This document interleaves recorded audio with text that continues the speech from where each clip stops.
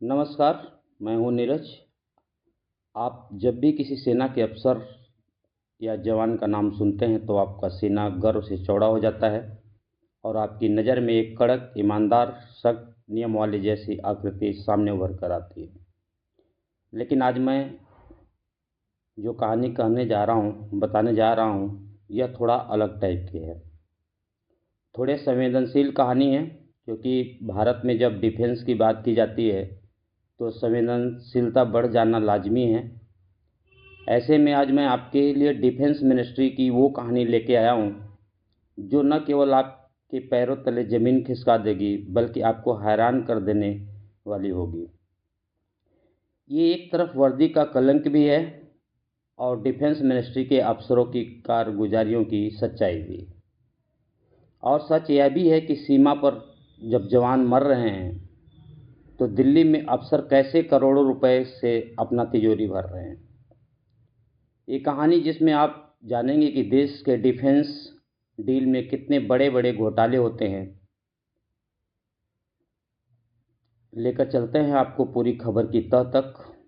इसके पहले आपसे गुजारिश है कि अगर आप मेरे चैनल पर नए हैं तो सब्सक्राइब ज़रूर कर लें, क्योंकि मैं हर रोज़ एक ऐसे घोटाले से रिलेटेड कहानी लेके आता हूँ जिसको आपको जानना बेहद ज़रूरी है। तो साथियों, अब शुरू करते हैं। आपको ये तो पता ही होगा कि इस साल जो डिफेंस का बजट था वो भारत में करीब 6 लाख करोड़ से ज़्यादा था। अब सुनिए, 20 दिसंबर 2025 यानी आज से 2 दिन पहले देश की राजधानी दिल्ली की एक बेहद सर्दी की सुबह जब सीबीआई की टीम ने एक घर को घेरा तो ये बात किसी को नहीं पता था कि आने वाले कुछ ही घंटे में पूरा देश एक नए सवाल के साथ खड़ा हो जाएगा। घर का मालिक था लेफ्टिनेंट कर्नल दीपक कुमार शर्मा, रक्षा उत्पादन विभाग का वो बड़ा अफसर जिसके हाथों में था भारत के अंतर्राष्ट्रीय सौदों की मंजूरी देने का अधिकार। साथियों, जब सीबीआई ने दीपक शर्मा को 3 लाख की घूस लेते हुए रंगे हाथ दबोचा तो ये सिर्फ शुरुआत थी। असली तूफान तो तब मचा जब तलाशी शुरू हुई। तलाशी में 2 करोड़ 36 लाख रुपयों का नोटों की गड्डियां मिली। सोचिए, इतनी बड़ी रकम उस सरकारी अफसर के घर से बरामद हुई जिसकी तनख्वाह महज 2 लाख होती है। ये आप सबको पता है। अब सवाल यह है कि क्या ये सिर्फ पैसा नहीं था, ये देश की सुरक्षा से खिलवाड़ का सबूत था। दरअसल ये वर्दी पर लगा वो दाग है जो शायद कभी नहीं धुल पाएगा। अब कौन है ये कर्नल दीपक शर्मा, ये भी जान लीजिए। दिल्ली के शास्त्री भवन में, जो कि रक्षा मंत्रालय की धड़कन होती है, वहाँ बैठते थे कर्नल दीपक शर्मा। पोस्ट थी इनकी डिप्टी प्लानिंग ऑफिसर की। काम था international corporation and export department का जिम्मा संभालना। अब आप समझिए, इस पद का जितना बड़ा नाम है उतनी बड़ी शक्ति भी थी दीपक शर्मा के पास। आसान भाषा में कहें तो इस कुर्सी की ताकत ऐसे समझिए, जब कोई विदेशी कंपनी भारतीय सेना को कोई लड़ाकू विमान बेचना चाहता है या कोई देसी कंपनी किसी दूसरे देश को मिसाइल या सुरक्षा से रिलेटेड कोई भी वस्तु एक्सपोर्ट करना चाहती है तो उस केस में कर्नल दीपक का एक अहम रोल हुआ करता था। यहाँ के कई अरबों की रक्षा डील की मंजूरी दी जाती है। हज़ारों के आयात निर्यात के फैसले होते हैं। यहीं से स्ट्रेटजी पार्टनरशिप तय होती है। देश की सुरक्षा से संबंधित संवेदनशील निर्णयों के लिए जाने जाते हैं दीपक शर्मा। जबकि इसी कुर्सी पर बैठे कर्नल दीपक शर्मा ने वो काम किया जो किसी देश के सच्चे सैनिक के लिए आप कल्पना कर ही नहीं सकते। कर्नल ने देश की सुरक्षा को सिर्फ पैसों के लिए बेच दिया। लेकिन कैसे बेचा, आइए बताता हूँ। ये पूरा एक एजेंटों यानी दलालों का जाल था। दुबई से लेकर दिल्ली तक पूरी खूनी खेल खेला जा रहा था। दिन था 19 दिसंबर 2025। देश की सीबीआई टीम को एक गुप्त सूचना मिली और इन्फॉर्मेशन इतनी गंभीर थी कि तत्काल केस दर्ज करना पड़ा, जिसमें आरोप था कि दीपक शर्मा रक्षा उत्पादों से जुड़ी निजी कंपनियों के साथ आपराधिक साजिश रचने में लिप्त हैं और पैसे लेकर कुछ कंपनियों को लाभ पहुंचा रहे हैं। जब जांच शुरू हुई तो किसी फिल्मी कहानी से भी कहीं अधिक रोचक थी।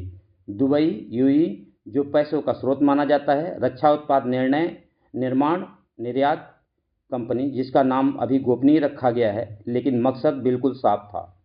भारतीय बाजार में प्रवेश करना किसी भी कीमत पर, फिर उसके लिए पैसे देने पड़े या सिस्टम को ही क्यों न खरीदना पड़े। दूसरा अड्डा बेंगलुरु और कर्नाटक, जो कि दलालों का अड्डा माना जाता है। राजीव यादव, रवजीत सिंह, जो अब देश के रक्षा घोटालों की हिस्ट्री में दर्ज हो चुके हैं। बता दें कि ये दोनों दुबई के उस कंपनी के भारत में ऑपरेशनल मैनेजर हुआ करते थे 2 दिन पहले तक। इनका काम था दिल्ली के रक्षा मंत्रालय में सही अफसरों तक अपना पहुंच बनाना, डील के कामों में तेजी लाना और फाइलों को ग्रीन सिग्नल कराना। अब इसके एवज में इनको मोटी रकम मिलती थी। बता दें कि दिल्ली की रक्षा मंत्रालय फैसले का केंद्र माना जाता है। Colonel Deepak Sharma mastermind, final approval देने वाले व्यक्ति थे, जिसके एक सिग्नेचर से करोड़ों की डील चालू या बंद हो सकती थी। दुबई की कंपनी मोटी कमीशन देती है, बेंगलुरु के दलाल रिश्वत पहुंचाते हैं और दिल्ली के अफसर उस डील को पास करते हैं। ऐसे में सबकी जेब तो भर जाती है, लेकिन देश की सुरक्षा खतरे में पड़ जाती है। अब इस कहानी में एक और एंट्री इंसान लेता है, जिसका नाम है विनोद कुमार। 18 दिसंबर की वो रात जब सीबीआई की जांच में एक और नाम शामिल हुआ। विनोद कुमार भी उसी दुबई के कंपनी की तरफ से काम कर रहा था, जो पूरे मामले को हैंडल करता था। 18 दिसंबर 2025 की रात दिल्ली का एक सुनसान इलाका रहा होगा, जहां विनोद और कर्नल शर्मा की मुलाकात होती है और 3 लाख का कैश उनको पकड़ा दिया जाता है। ये रकम थी सरकारी विभागों में अवैध काम को पूरा कराने के एवरेज में, जबकि विनोद कुमार और कर्नल शर्मा को तनिक भी इस बात का अंदाजा नहीं रहा होगा कि सीबीआई की टीम उनके पीछे है। अब 20 दिसंबर को वही विनोद शर्मा को फिर से पैसे देने के लिए जब मिलना हुआ तो सीबीआई ने उन्हें रंगे हाथ पकड़ लिया। अब वही 3 लाख उस कंपनी की जड़ हिला देने के लिए काफ़ी थी। जब तलाशी शुरू हुआ तो सामने आया आप हैरान हो सकते हैं। दिन था 20 दिसंबर की सुबह, जब सीबीआई की टीम एक साथ 3 जगह रेड डालती है। पहला दिल्ली, जो कर्नल शर्मा का घर था। दूसरा श्रीगंगानगर राजस्थान जो कर्नल शर्मा की पत्नी काजल बाली का घर था। और तीसरी जगह थी बेंगलुरु और जम्मू, जो दलालों के ठिकाना था। दिल्ली में 2 करोड़ 23 लाख का खजाना मिला।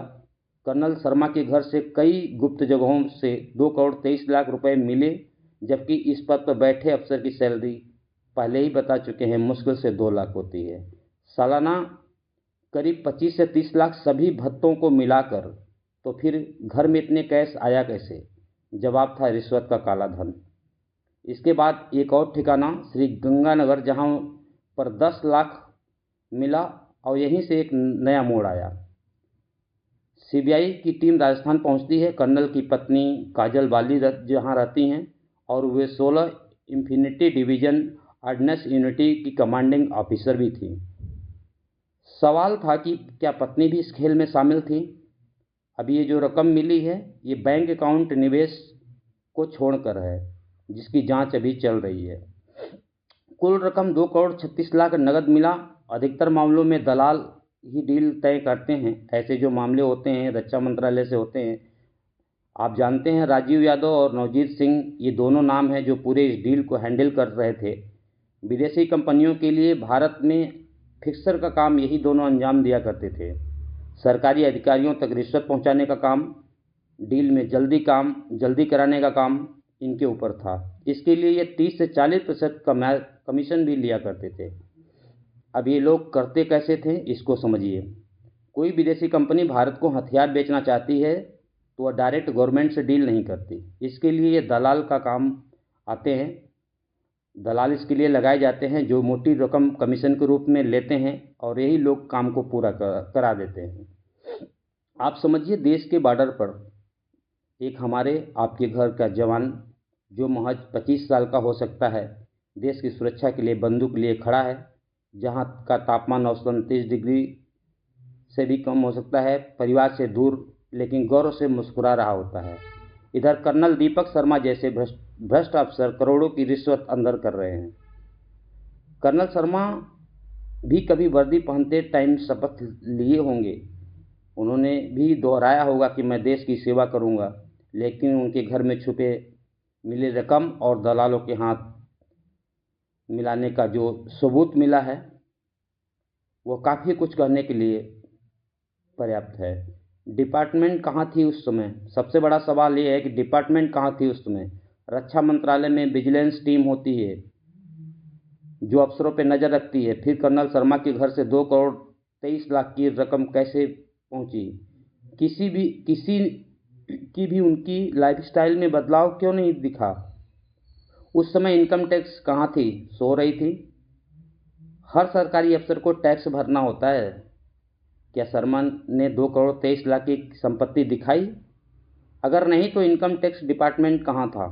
अगर दिखाई तो कमाई कैसे? यह बड़ा सवाल है। पैसा ये क्या दो की रिश्वत का परिणाम?